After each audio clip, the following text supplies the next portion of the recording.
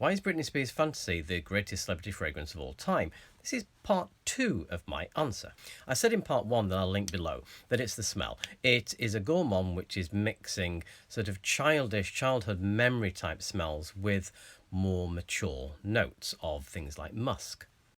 In and of itself, that's not unusual. Lots of fragrances do that, but I think we've got a couple of points that we really need to note. Before we go on, we need to give props to the person who created this, who is James Krivda, who is a senior vice president of a company called Maine, who do a lot of celebrity fragrances.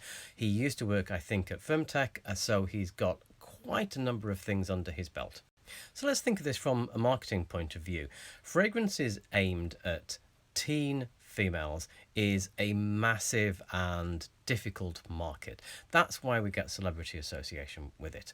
A lot of the fragrances in this market basically smell the same. So we've got Britney, which I think is the benchmark for it. Amidala, the Star Wars one from Disney, the Ariana Grande, the Katy Perry. These are all basically the same fragrance. To me, and I think a lot of people, the Britney is just better because it has a depth and sophistication to it that the others lack.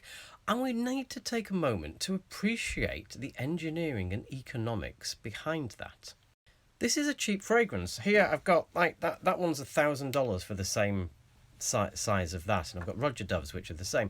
So the person creating this was working with very cheap synthetic materials.